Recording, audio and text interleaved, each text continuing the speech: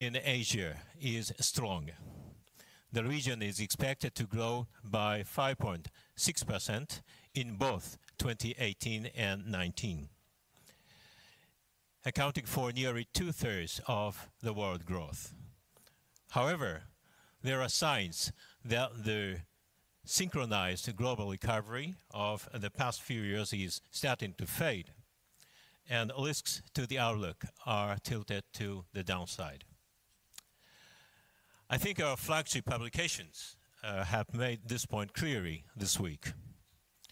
Even more seriously, the Asian faces some fundamental challenges to continued progress, and that is what this panel will discuss today. Allow me to briefly outline these challenges. The first, the outlook for trade has weakened. We've long talked about how Asia needs to rebalance its growth and depend less on demand outside the region, which is slowing. But on top of that, policymakers now face the possibility of rising tide of tariffs, which would further weigh on global trade and be especially damaging for an open economy like Asia. Second, Asia's potential growth is slowing. One reason is population aging, which is shrinking the labor force in many Asian countries, including China, Japan, Korea, and Thailand. Another is slowing productivity growth, partly driven by declining R&D investment, reduced trade openness, and weaker foreign direct investment, but also, as shown in our current Rio, a product of a decline in corporate dynamism and excessive leverage. The third, digitalization complicates Asia's prospects. This is perhaps ironic because this is an area where Asia has been in the forefront of innovation. Digitalization has great promise, but it also carries the threat of disruption and dislocation. For example, workers worry that robots will make them obsolete, and financial supervisors are concerned about the risks to the financial stability from fintech. Handling the transition to an increasingly digital future will be another major challenge for policymakers. But it is our strong belief that there are policy solutions that will allow Asia to confront these issues and remain at the forefront. Intra-regional integrations could become a new engine of growth and help offset any declines in global trade. Policies to promote female labor force participation and as well as automation could help address aging. Policies to improve firm entry and exit and curb leverage could help reverse the productivity growth slowdown. And finally, policies need to handle disruptions from digitalization, but they also need to improve education, infrastructure, and regulatory environments so that countries can reap all the benefits from the digital revolution. Our Rio Regional Economic Outlook explores some of these ideas in greater detail, and I hope you'll take the time to read through the report when it is released. But this morning, we'll have the privilege of hearing our distinguished panel of experts share their thoughts on these issues. So without further delay, let me hand it over to our moderator, Stefania Palmer. Stefania, please. Thank you very much. Thank you. Good morning and welcome everyone to this panel discussing the growth challenges for the Asian region in the next decade and beyond. The premise of the panel is that essentially Asia has made remarkable progress over the last 50 years and is now at the forefront of the world economy in a number of ways. It is the fastest growing part of the world. It is the key nexus of world trade and also an increasingly important hub for technological innovation. But the region now also faces fundamental and even structural challenges, as Furusawa-san has mentioned, including the rise of protectionism, slow productivity growth, aging populations in some countries, and also the impact of digitization. So essentially, where does that leave us? What does these trends mean for the region, and what should policymakers do in order to maintain Asia's key position in the world economy in the next few decades? So as Furusawa-san, I am Stefania Palma, I'm the Financial Times Singapore correspondent, and to help me answer these extremely simple questions, I have a panel that is made up of, on my left, Takehiko Nakao, President of the Asian Development Bank. To his left, we have Y.V. Reddy, former Governor of the Reserve Bank of India, followed by Yiping Huang, Professor of the National School of Development at Peking University. There might be a fourth edition throughout the panel, we'll see, so don't be alarmed if someone jumps on stage, it is planned. I'd like to also remind you that you can tweet the event using the hashtag IMF Asia, but please do remember to put your phones on silent. We'll have a discussion and then there will be a Q&A session at the end. So I guess to start off, I think the first point I wanted to cover is the question of trade. Obviously, we are seeing rising tensions between the two largest economies in the world. Now, some argue that in global terms, the actual volume of products that are affected by tariffs being set by the US is actually a small percentage when you look at global volumes of traded goods. But in an Asian context, could this actually derail some of the country's economic growth path, and how would this come about? And I wanted to start off with Professor Huang. Thank you. Well, I think the current trade tension between China and the US certainly is becoming a regional and even global issue now. For China, my academic view about the conflict itself, I think it's not entirely negative thing. You look at the list of demands by the US administration on the Chinese policy, number one,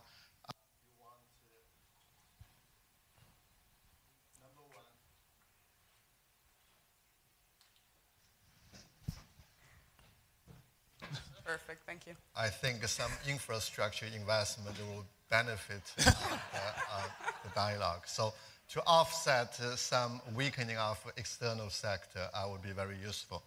I think you look at the demand by the US administration for China to change in terms of policy, better protection of intellectual property rights, further opening of the service sector, and also more reliance on market forces in allocating resources. All these are in line with the Chinese government's own plan for reform. And so I think some pressure might not actually be a bad thing for pushing ahead with reform in China. The problem came from at least two senses. Number one is Mr. Trump wants just to balance the trade.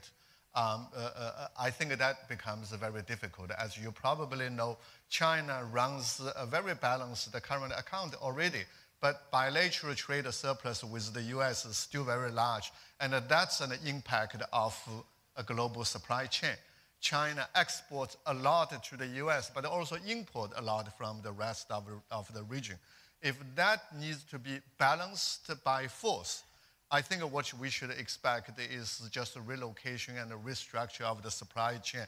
That will have a big impact on China, but also on the rest of the region. So for instance, one example I'm sure you heard before was that China exports an iPhone to the US, which cost probably $500 US. But the net value added in China is only 5%, $25. The remaining was made by somebody else. And now that also needs to be restructured. I think that will have a big impact on Asia. The second big impact is about the US demand for whatever others to do. And sometimes it's not very much market friendly. So for instance, I give you two examples. One is, well, the US just likes the Chinese RMB to appreciate. Whenever it depreciates, they say you're manipulating it. That, I think, is a very hard demand to satisfy for the Chinese government, because we know if the exchange rate is determined by market, sometimes it rises and sometimes it falls. But it looks like as long as it falls, they will call you currency manipulator. And that, I think, is very difficult. The second thing I just noticed is renegotiated NAFTA. And somebody looked at one important clause that if any member form a future FTA with a non-market economy, they will pull out. The US has the right to pull out and so on. I think that's important. But more important, more concern to me was the particular demand for the US to ask Mexico to raise the minimum wage in the auto industry from the current $5 per hour to $16 per hour. Now, if that is what US is going to push around the world, I think it will make it very difficult for the global trading system, especially because the US was the champion of globalization, from which East Asia, particularly China, benefited. So I'm very worried about what is going to happen to the global trading system. But if we take a longer term, I'm still not very pessimistic. I mean, for China, the impact on China would be significant, but not necessarily on growth terms. I mean, as I said, China is exporting a lot to the US, but most of it is not made by China. In fact, our current account is already balanced, and we have been trying very hard to reorient the economy toward the domestic demand.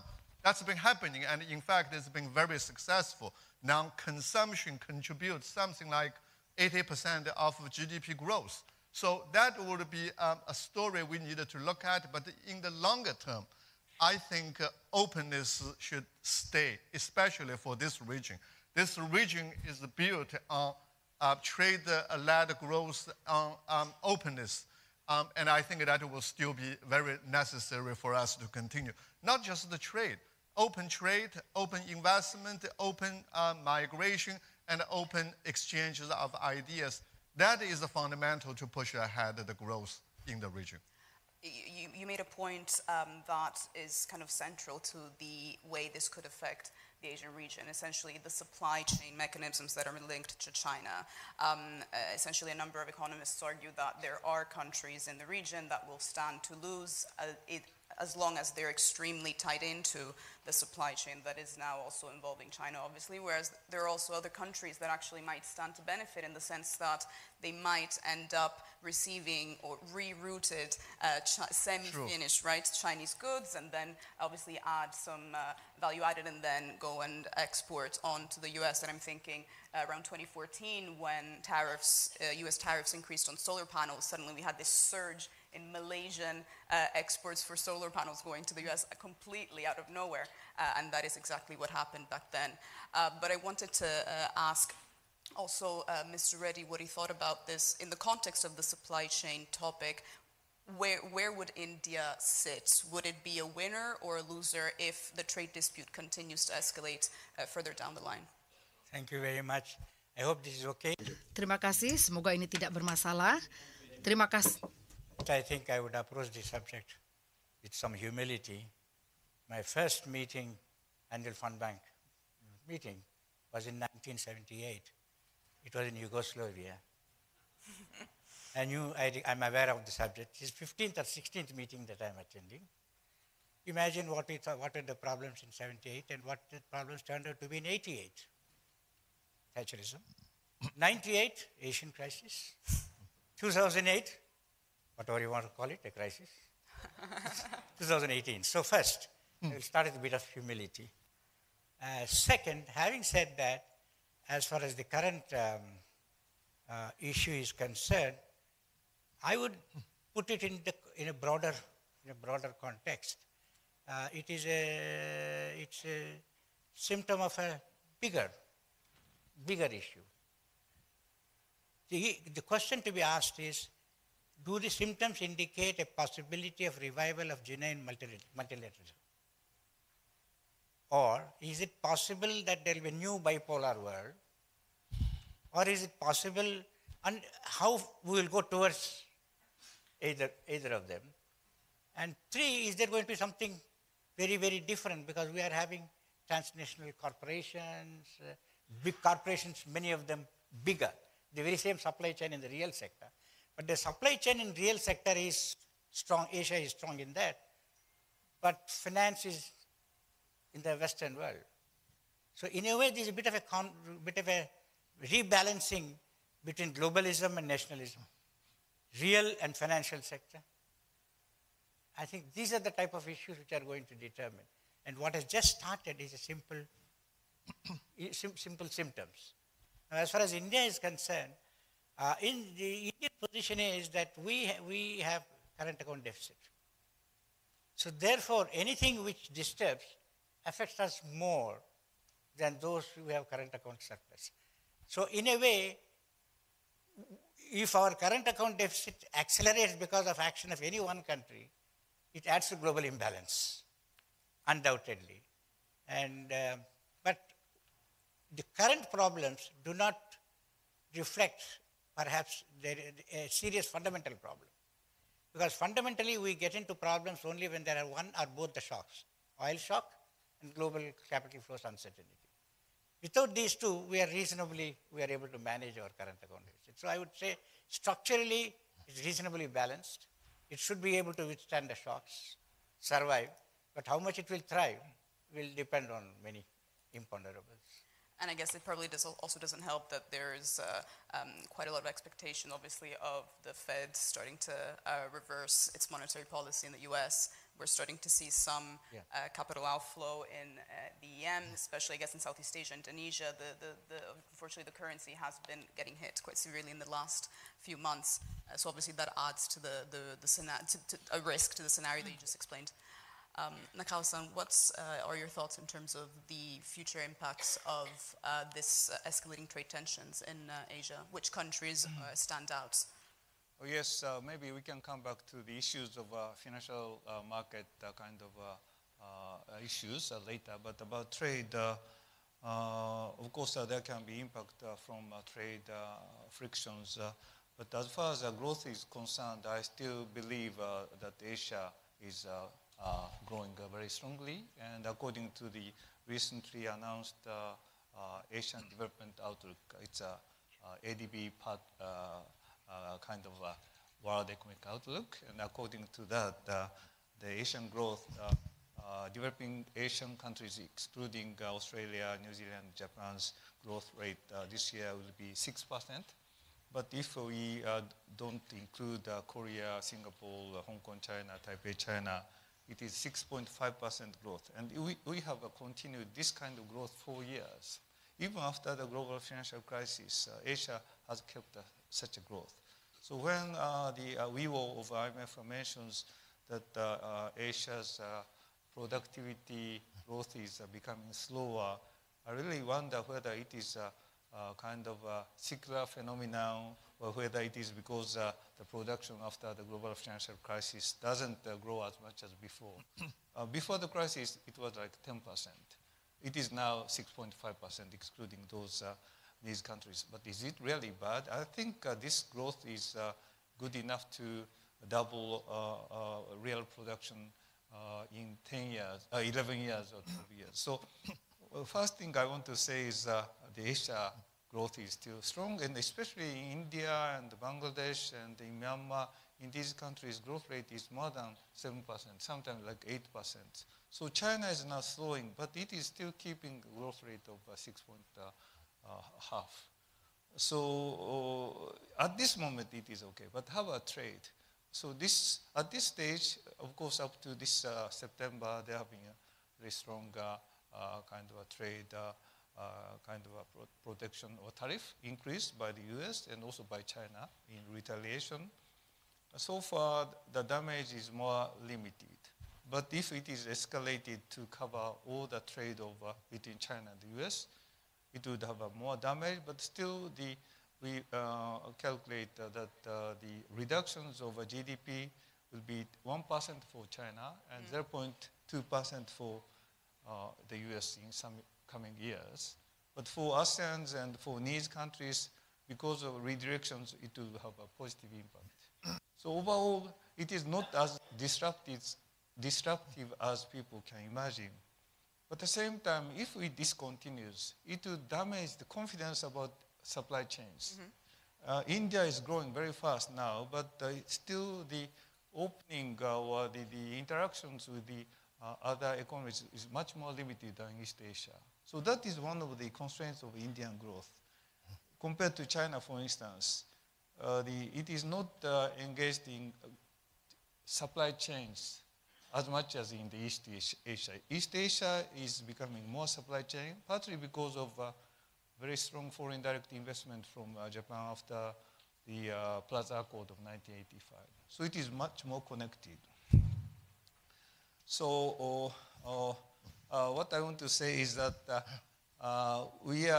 if our trade issue is escalated, involving auto trade all over the world, if this China and the US trade is further escalated, of course the confidence in the supply chain will be damaged, which is a very important basis of growth, especially in the East Asia. Yep. And also it would have an impact on the investment, expecting that there will be more difficult business will come, and also consumer confidence in China and so will be damaged. But again, Asia is not growing just because of trade. The domestic demand has been very strong. And in China, the current account surplus was like 10% before the crisis. It is coming to 1% or 2% in these several years. And in some quarter, it can be even negative because of very strong tourist visit to other countries, which is the current account deficit element. So overall, consumption is becoming stronger, service sector is becoming stronger. China is being adjusted to this normal based on the domestic demand. And it can be said to any Asian country. So if you have such idea that Asia's growth is based on the trade with the other countries and trade dispute totally disrupts these kind of vicious circle, it is not really completely well accurate. Yeah. Understood. Also, welcome to Jeffrey Sachs, obviously director of the Earth Institute at Columbia University. Thanks for joining us. The follow-up question on the trade topic that I wanted to ask is essentially if we envisage, I guess, a worst-case scenario where the trade dispute continues to escalate. Is it completely impossible to imagine other Asian policymakers responding to this trade dispute in terms of retaliating, either by raising tariffs or non-tariff barriers? I mean, is that something that is potentially possible, and do you think, start maybe even providing substantial macro policy support as in the post-financial crisis period? You can go ahead, yes? Oh, good, thank you. Thank you. Sorry to have arrived late. The trade dispute is very dangerous and is the work of the fertile imagination of Donald Trump. And it should not be taken as given. It should be stopped, and it should be resisted. The U.S. is breaking international trade rules right and left. It is violating every international standard, and it is threatening the Asian economies. It's threatening the world economy.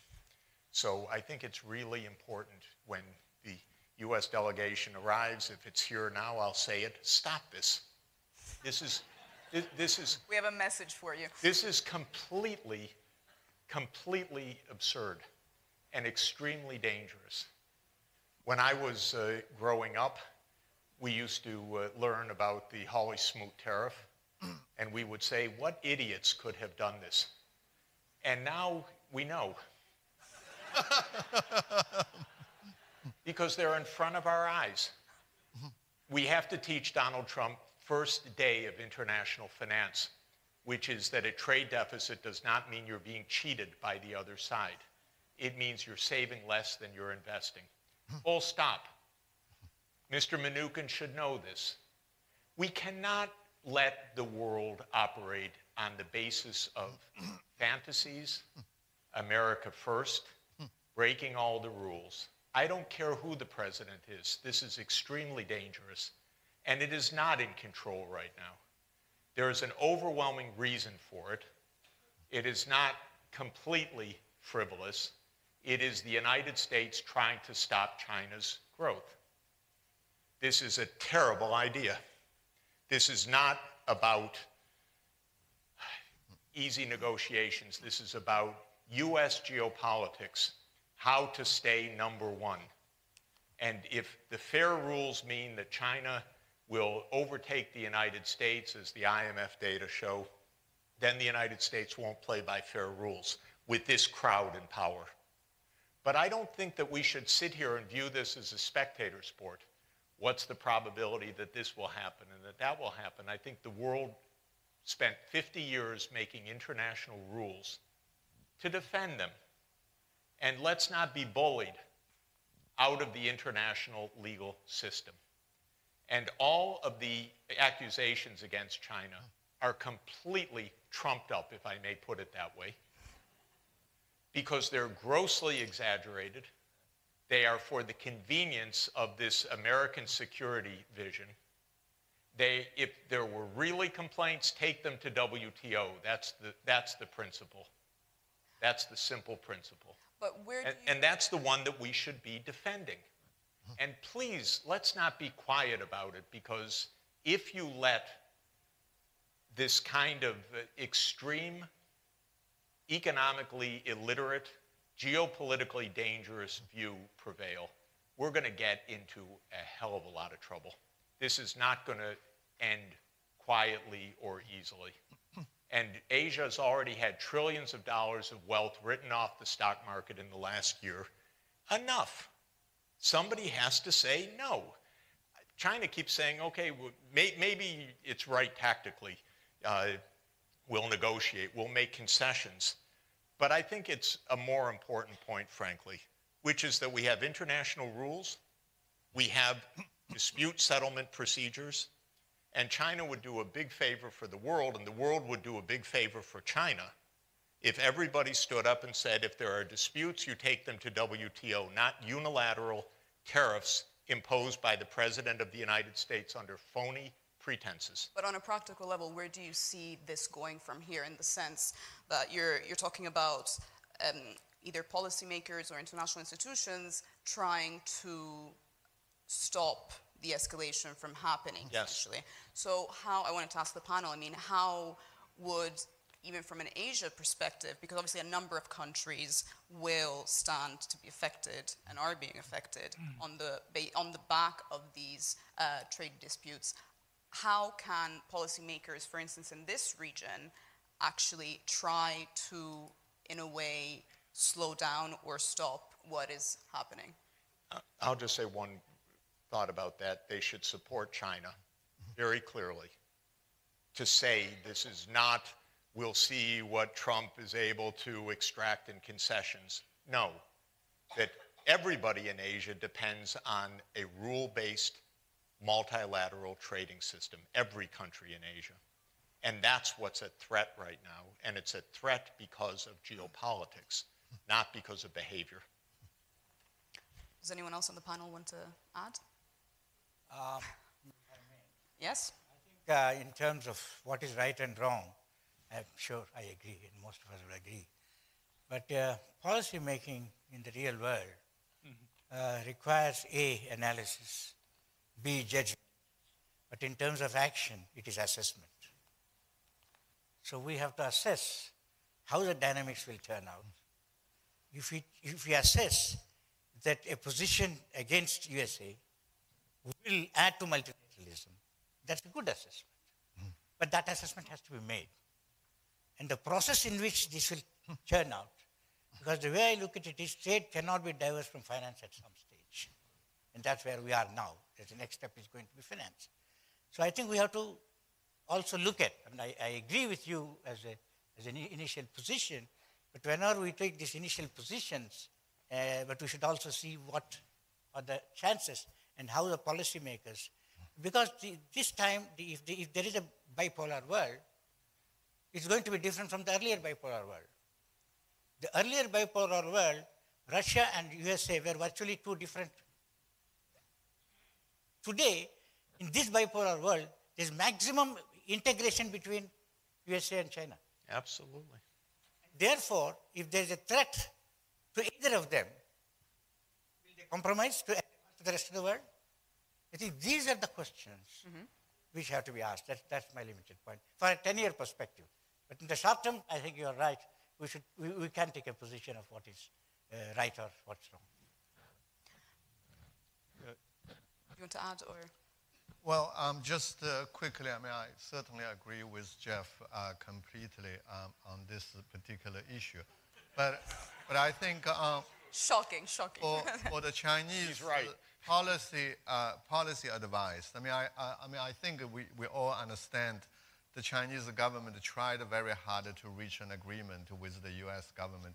But now, after 5 rounds of negotiations, I think you would also see it's difficult and it's almost impossible to reach an agreement, partly because some of the demands are just not very reasonable, and partly because the president himself changed his mind. Even this is losing voice. Changes his mind, and that makes it very difficult to settle. But I think what the Chinese government is doing now is probably right, and that's also my advice. I think if there are opportunities to talk, you still need to talk.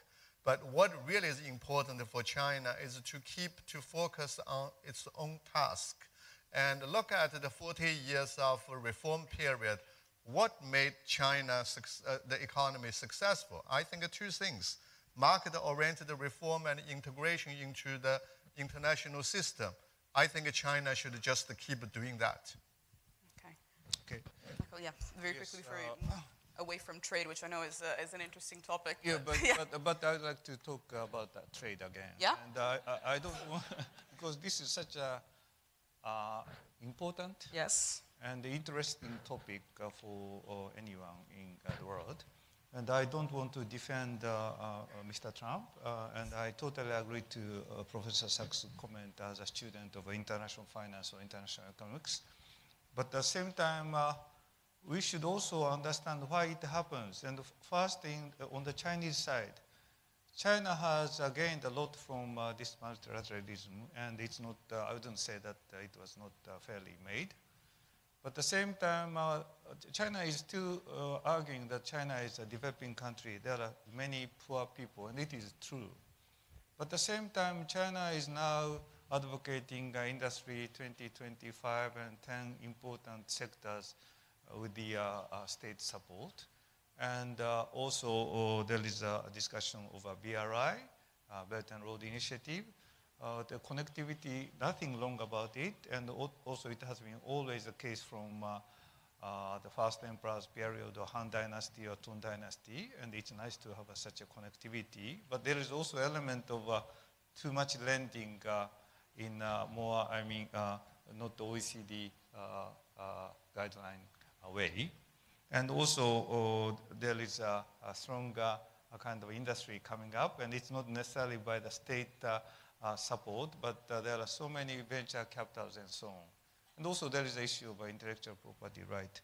China is now making efforts to protect intellectual property right better, but there is a perception that China, using advantageous status of a very big market, they get more kind of technologies more than expected by many people about high-speed train. It's not unfair, or I would say illegal, but at the same time, there is a perception that China starts building up their technologies power based on the technologies obtained from abroad. So this whole package of a Chinese attitude, and they are saying that China is still a developing country, but there is an element of a very strong industry power in China. It's not anymore, this is what I'm saying to my counterparts, ministers and others, when I visit China every three times a year, and I'm saying this. China, if China regards China as if it is just a developing country,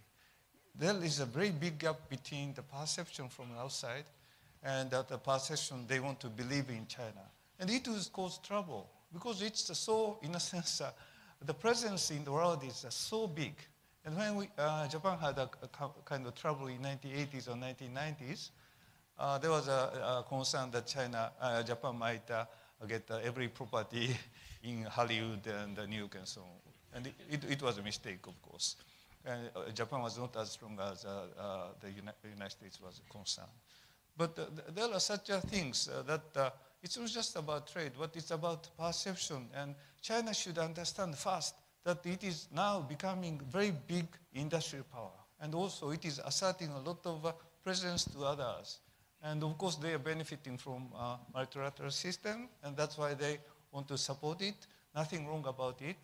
But there is a very big perception gap. And China is not adhering to OECD standards, like export credit guidance, which is based on the fair pricing, and also ODA loan, which is based on untied way of supporting.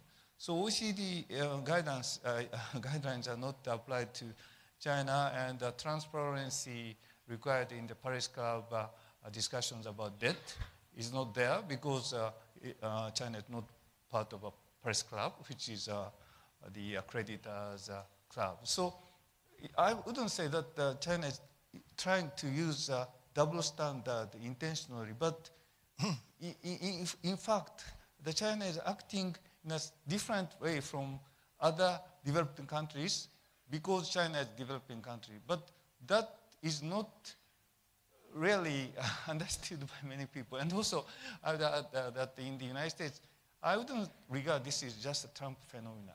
I think this is reflecting the frustrations of the people, both workers, miners, and so on, which are not well regarded by liberal people. Liberal people are more focusing on the minority issues, gender issues, and other gay, what is this? LGBT. LGBT, yeah. Yeah, I have never remembered it. They are focusing on this issue. Francis Fukuyama wrote recently a paper, What is Liberalism? And also Economist magazine also wrote a very important article about this. Liberalism in the countries should focus more on ordinary peoples, workers in the factories, miners. Those peoples are people who support the growth of these countries. And those are, in a sense, disregarded as if they don't work hard, they are not educated well enough, and the world economy is now globalized and technology is developing. So you should work harder, or you should make more efforts to earn more. But if there are a lot of production coming from outside, if platform companies again takes all, how can they survive? So, yeah, so what I wanted to say is it's okay to blame Mr. Trump, but at the same time, we should understand why this happens in many countries. So I don't have a solutions, but I just want to say that there are such elements. I'm a CEO of ADB, which is a more development institution, but I cannot help thinking about these geopolitical or political issues to secure stability and prosperity in the region or in the world. Yeah, so essentially, to add to the equation, the question of the growing disaffection that is happening across countries at the moment, but also thinking about China's own perception of its own development path, that it doesn't necessarily match with both the economic and also geopolitical muscle that it now has grown. I mean, we could have an entire panel on trade, but I'm sure that the IMF staff will kill me because we also have other structural issues to discuss, and I'm sure this is going to be talked about throughout the week. Moving, I guess, on, but it is obviously tangentially related to the question of productivity in the region. I mean, there are many theories that say that an open multilateral trade system helps countries improve and increase their own levels of productivity, total factor productivity, is said to be affected also by the investment flows and trade flows that enter a country. Now, if in the current situation we're in, we might see a breakdown or a drop potentially in these flows, how do Asia policymakers take it from here when it comes to trying to revert the drop in productivity in this region? Who would like to take this on? Yes, please. Yeah, we're in the midst of an enormous productivity boom that will be actually lasting for at least the coming generation based on digitalization.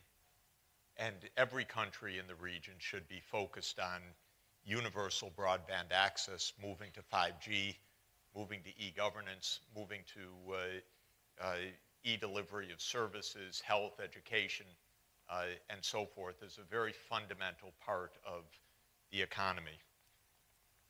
I can't help but mention the relation to the earlier period. The reason why this trade war is breaking out, as I said, is China's success. And the thing that most alarms American policymakers is Made in China 2025, which is the declaration that China will pull even or ahead of the US in areas like artificial intelligence, semiconductors, renewable energy systems, and so on. That's what freaked out Washington, at least not your part of Washington, but the part from 15th Street to 17th Street. A few streets down, yeah, exactly. And that is why we're in this drama.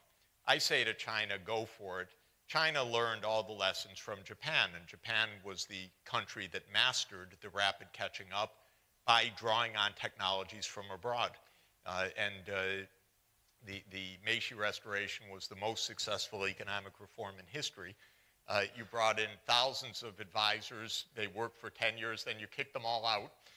And China went on its way, Japan went on its way in industrialization. And the rest of Asia's learned from Japan's model in that. And it's a great model, and it works. China's doing that. But for the rest of Asia, every country should be integrated in this new digital ecosystem. And I think that Belt and Road is a very powerful, potentially powerful way to do this. Because if the Belt and Road is designed right with the right projects, not oil pipelines and coal plants, but actually fiber and smart grids and so forth, this becomes a marvelous way to upgrade Asian technology very rapidly in one generation. And I think that that's the name of the game. So even if the US freaks out, there's enough technology in Asia. Actually, of course, China, Japan, and Korea together are the biggest innovation center of the world. So Northeast Asia now is the biggest innovation center in the world in terms of patenting, researchers, investment spending. And it is one integrated region, not politically, but economically and technologically. And that is a big pump for productivity increases throughout Asia. So for heaven's sake, stay open, interconnected, use Belt and Road, make sure that it is environmentally sustainable, because if it isn't, you'll wreck the whole world within one generation. So if it's only reproducing a fossil fuel-based economy, then we have a disaster. But if it is the implementation of advanced technology, fast rail, fast autonomous vehicles, artificial intelligence systems, smart grid, renewable energy, then Asia makes the 21st century infrastructure ahead of the rest of the world, actually. And I think that that's the strategy. I guess there are many, I mean, we probably don't have time to get into this now. Obviously, there are many questions being raised about potential pushback against the Belt and Road. We've seen this arise quite severely in the last few months in Asia. The latest, I think, country that comes to mind is obviously Malaysia. But in addition to the question of productivity, in addition to technology, which is obviously part of the equation, the issue is also that a number of countries in Asia are facing sort of a double whammy of obviously aging populations, but also the move towards the services sector, which is where actually it's hardest to keep productivity growth high. So which countries in the region are facing this challenge the most? And do you think that policymakers are essentially doing enough to counter these trends? Who would want to take this on? Can I just add, well, I'm not sure if I can answer your question directly, but I think digitalization is now a key driving force in the Chinese economy. Part of the reason is because at the moment we're facing this so-called middle income trap question. So a lot of industries we developed before are no longer competitive, and we need new industries to carry the Chinese growth going forward. Digitalization has been happening almost everywhere, industries, services, and so on. I've been working on the fintech development in China. It's been for quite a while. And just give you one example, how it could actually revolutionize finance. China has been pushing for inclusive finance for more than 10 years, and the government encouraged establishment of microcredit companies around the country. And so far, we have established something like close to 10,000 microcredit companies. And I counted last year, these 10,000 microcredit companies combined served less than 1 million SMEs, small medium enterprises in China. But there is now a new company, a new bank in Hangzhou. It's established by Alibaba called WeBank. They have something like 377 staff, only one office in Hangzhou.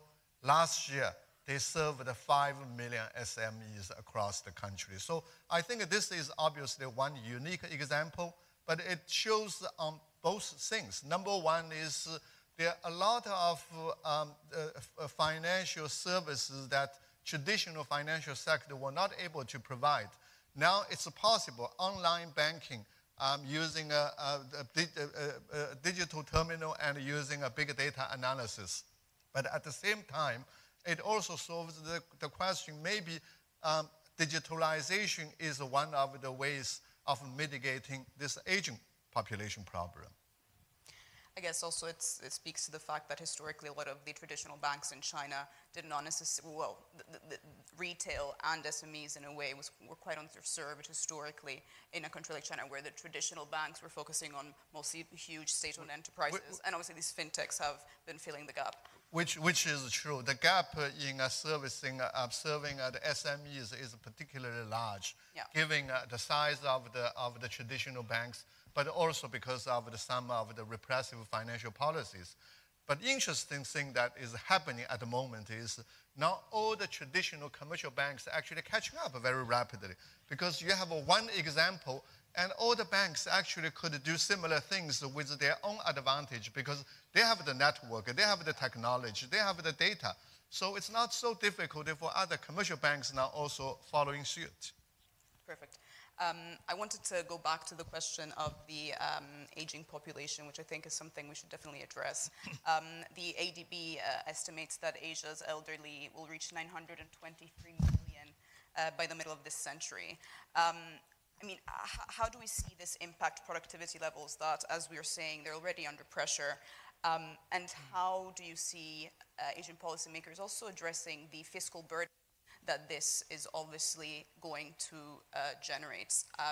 Maybe I would like to ask Mr. Reddy to comment. Obviously, India doesn't necessarily have this issue, but what do you think might be happening on a regional level? In a way, it's interlinked with some of the discussion we had about the productivity growth, which I agree in general. Though the link between Belt Road Initiative and the productivity in Asia, that's a different matter on which there could be discussions. You had alluded to that. Digitalization again, yes. But as far as Indian demography is concerned, as I was just mentioning to you, the stark choice in some ways is whether it will turn out to be demographic dividend or demographic disaster. I think that's what the people keep wondering. With there's so much of youth coming up, still mismatch, employment prospects being low, I think that's fairly self-evident. But there are some redeeming features. I think India is unique in terms of a stretched demographic transition. In most other countries, the whole country is young, then the whole country is old. In India, Kerala is similar to Norway, and Bihar is similar to Africa. So the transition is going to take place in such a prolonged manner that the system will be able to more easily absorb. That's number one. Number two, the migration. There's huge migration that is taking place, and Kerala, which for decades has been exporting, is now importing people. Three, the technology itself has made a difference. And very interestingly, I had addressed two types of gatherings. One is former chief economic advisors. They were all worried about all the problems that we have faced and we are facing. Then I was talking to young people in the universities, PhD students, and also both elite and non-elite. And I found enormous dynamism, expectation, hope. So I think there is this dynamism, and whether it's readership, whether it's use of internet. So I would be more hopeful of the capacity of Indian youth to embed their knowledge advantage into manufacturing. That's one we should not ignore. Yes, there are many issues in Asia, including aging and urbanization, climate change, mitigation, objective, and the adaptation. There are many issues, but about productivity, the first question I would like to make is, to me, productivity is residual of production minus capital increase and labor increase, including quality. So in that regard, is this really destined to have a decreasing productivity? As I said, I feel that Asia's economy is more firmly grounded in the domestic demand and also on the technology side. And in Bangladesh, for instance, it is booming. Textile industry is booming not just because of cheap labor, but because of innovations, because of new ways of doing things, including safety. So when you say IMF report says that we have decreased productivity, I would say that is just because our production after the crisis is lower, and I don't think it is really, I wonder whether it is really declining productivity or not. And also another issue is the measurement issue. Can we really capture the real GDP growth because of many free services? Like Google's and so on. There are so many free services, cheaper services based on the technologies. It's very difficult to tell whether we are having a slower production growth, which means a slower productivity gains. But in any case, Asia, I don't think we need to worry too much about middle income trap. It was a case for Latin American countries.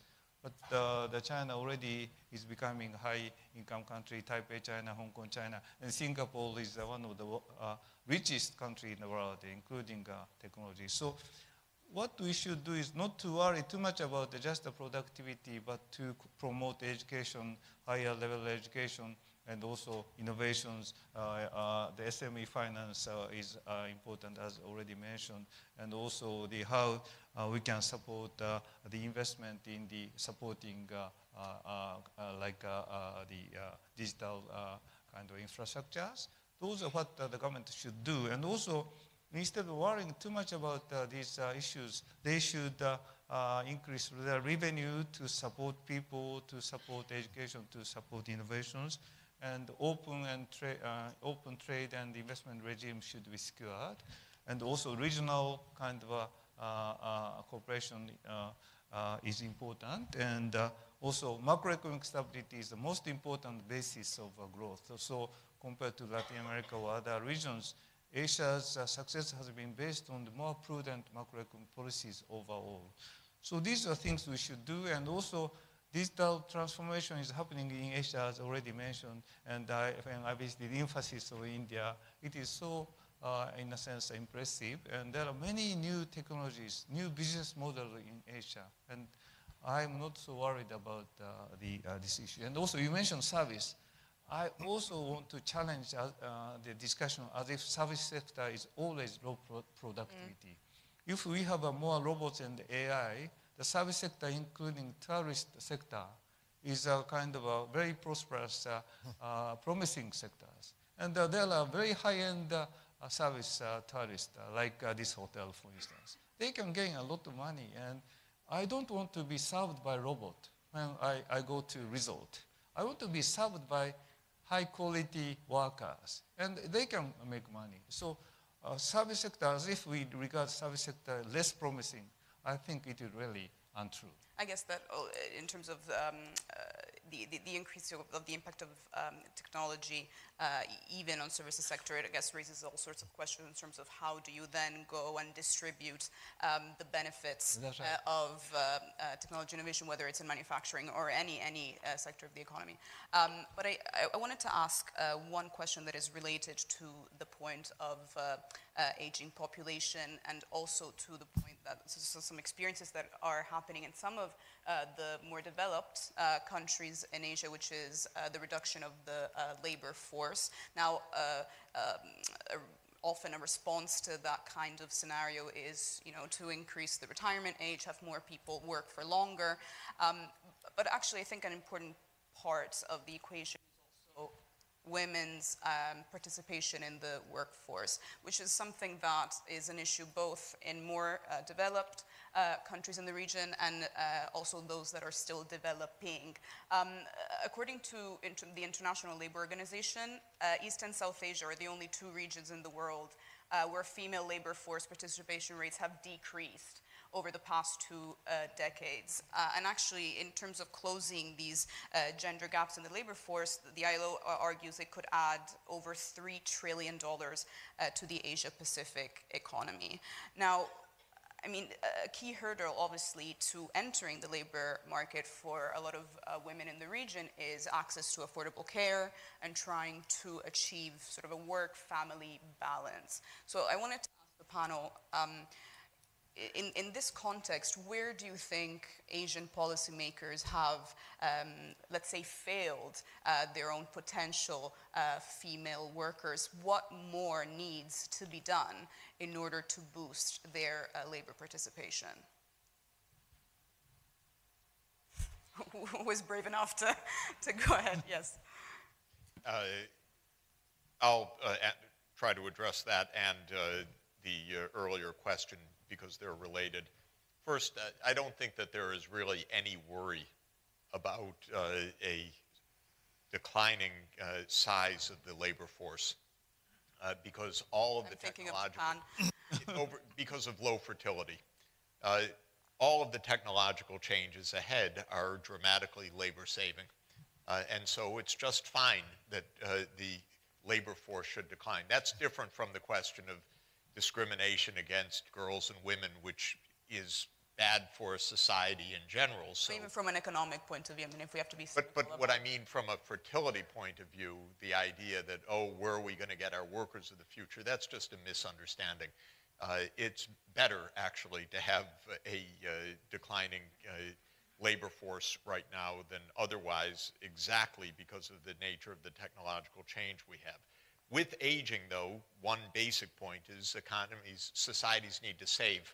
They need to save for old age, so there should be life cycle saving on net, and all of the lectures we need to move to a consumption economy and so forth are a little naive because those should be calibrated against the saving needs of an aging population, not just lectures. We need to move from investment to consumption. Do the numbers first and see what it means to have an economy that's going to age tremendously. I agree with President Macau also very much. governments are going to need to tax more over time to redistribute more. This is a basic principle. So don't give up government revenues and don't expect a low tax economy for the long term. Tax share of GDP will have to rise. A fourth point I would make on quality of life is to think seriously. I take it more seriously every year, I have to say. What is the quality of life for older people? And technology can make a very big difference. Self-driving vehicles, e-delivery, many e-services that are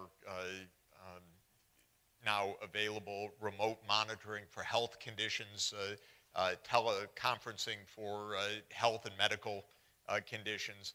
I would also emphasize greener cities, cities that are pleasant to live in, clean air, and nice to walk in. And we've destroyed our cities with automobiles in the last 100 years, but now we can use technology actually to reclaim the cities from the automobiles substantially and create much more livable cities. Moving to renewable energy also will clean the air, which will be good for everybody. In terms of gender, I think the Scandinavian model really shows the tremendous benefits of having quality child care automatically provided, having family support provisions. Scandinavia has figured out how to have very high gender, very high women's participation and a work quality of life balance better than any other part of the world.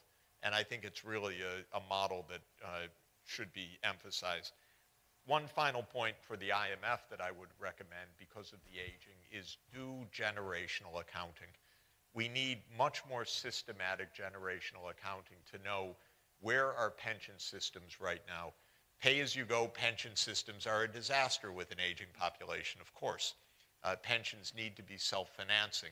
That's why we should applaud a savings surplus in China, not bemoan it like the United States does. We should, but do serious generational accounting in every country to know what is the long-term fiscal gap, what is the likely intergenerational distribution of well-being under current scenarios. And I think what Larry Kotlikoff and others have done in terms of making these analytical tools is very, very good and should be applied now, especially in this age of technological, rapid labor force reduction and aging. Before I realize we're a bit short on time, I wanted to open up for Q&A, but is there anyone else on the panel that wanted to answer my question in terms of female participation? Of course, the women's participations and aged people's participation in the work is important for keeping growth a little bit higher and also keeping the society more vivid.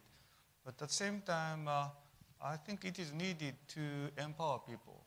For women, the choice of working in different kind of ways is a choice, and they should be there if they want that kind of work. And at the ADB, we are now targeting 40% of our professional international staff. 40% should be women, at least, and we are trying to give more opportunity to women. And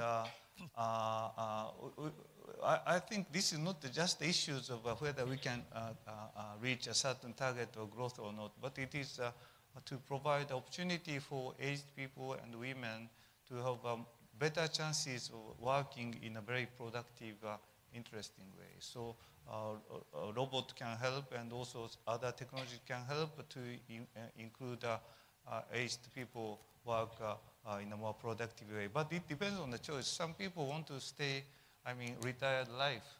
So as far as they are happy, maybe we don't need to worry too much about just the growth rate. We can go with a slower growth and happier life. Yeah, I guess the important point is to give everyone the choice of what they would want to do, and I guess the Scandinavian model obviously is great. The question is whether it can be replicated at scale in obviously populations that are far, far larger with different challenges.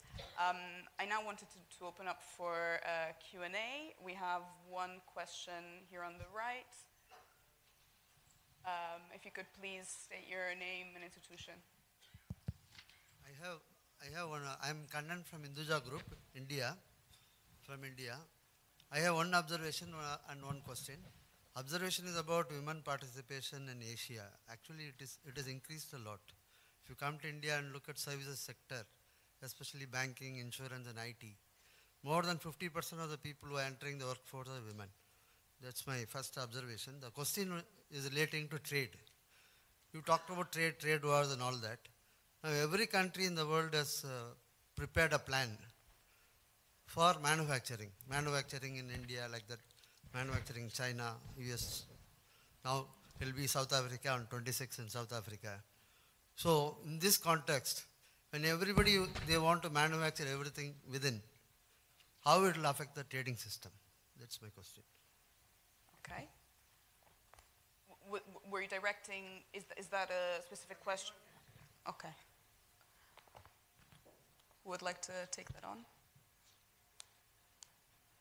I didn't get it. Anyone from the panel? I didn't get it. If you wanted to take on the question, it's essentially... I didn't. Could you hear? See, when we talk about trade wars, Yes. now we are talking about main two countries, but apart from that, now every country in the world, they are talking about manufacturing locally. So how this is going to affect the trading system? Yeah, the trading going system more forward? broadly, yes. That is the question. Oh. Everybody wants to produce locally. Yeah. I think the lesson of the last 300 years, but the lesson of the last 40 years was that global supply chains make sense. They make sense economically, and they are a mechanism for economic growth broadly. Adam Smith said that in 1776, and I think it was a good observation, and it makes sense today. It's important to note that trade definitely changes internal income distribution.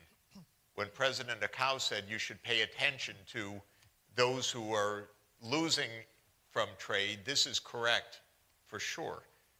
But the problem is you don't do it by closing trade. You do it by redistributing income internally. Having your own structure of... In the U.S. economy, for example, the U.S. economy as a whole has benefited incredibly from trade with China. We've gotten much, much richer. But a lot of the income has gone to the richest people in the country. So we should be taxing them more and redistributing the benefits to working class people and working class regions. That's what Trump doesn't want to do. He doesn't know the word redistribution. So that's the failure in the United States, is the whole idea of internal income redistribution has gone out the door with our corrupt politics. And keep in mind that a decent society with trade needs to tax and redistribute income.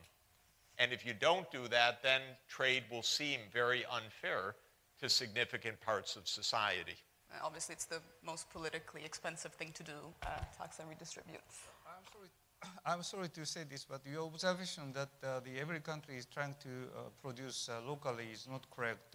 Of course, India has such an initiative, Make India, but it is to strengthen the industries of India, but it is through the channeling, having more supply chain with other countries. That is a way to make industry stronger. I don't think in Asia, at least, no country has such an idea of import substitute or protectionist trade. It was a failure in many countries, in Indonesia, India, and so on. Even if those were not communist countries, there were such ideas influenced by the kind of anti-colonization ideas or socialist idea. But it was a failure. I don't think countries try to protect them. Move towards them. Understood. We have time for another question. Yes, please.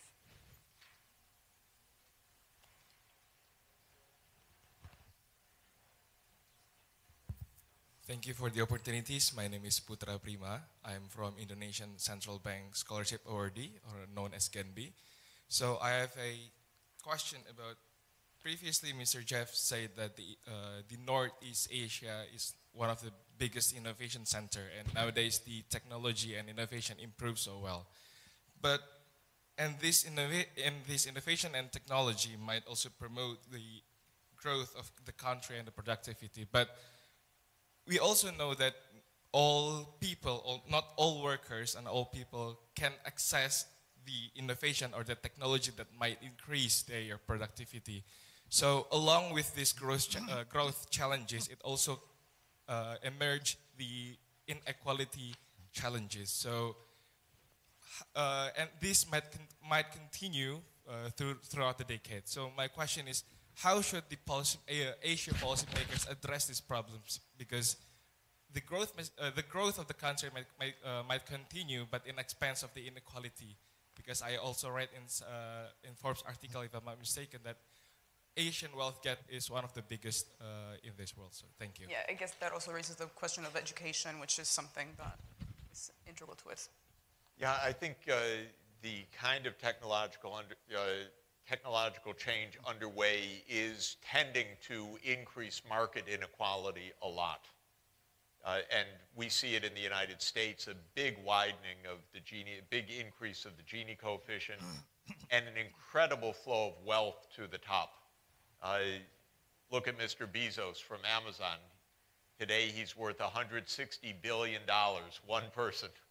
So this is a crazy winner-take-all economy also that comes from these network externalities of information. The answer lies in two basic points. One is that to the extent possible, raise the skills of everybody, focus on investing in education, focus on investing in technical knowledge to be able to participate. But then the second point is redistribute income. This is not just a market outcome. It has to be markets plus social policies. Social policies mean transfers of income. It means guaranteed help for the poor, the elderly, and so on.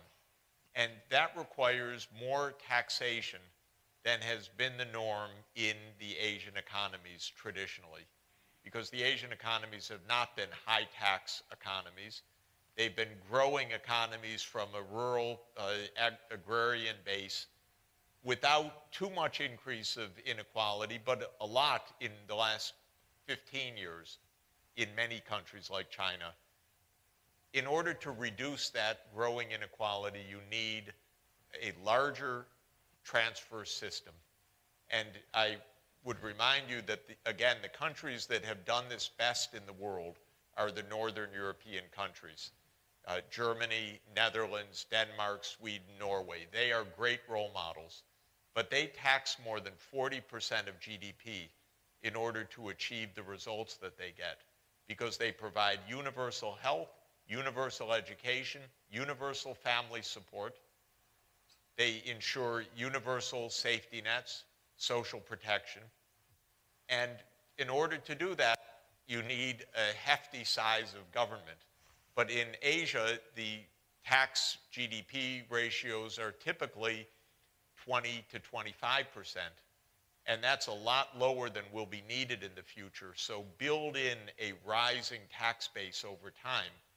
And the key to getting public support for that is the quality of public services.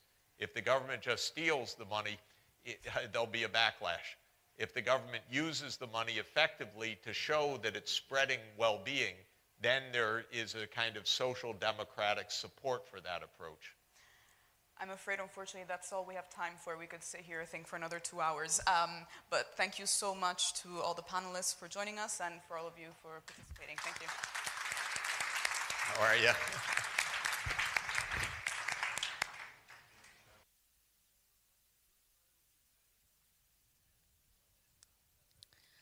Ladies and gentlemen, please remain seated while the delegation departs the auditorium. Thank you.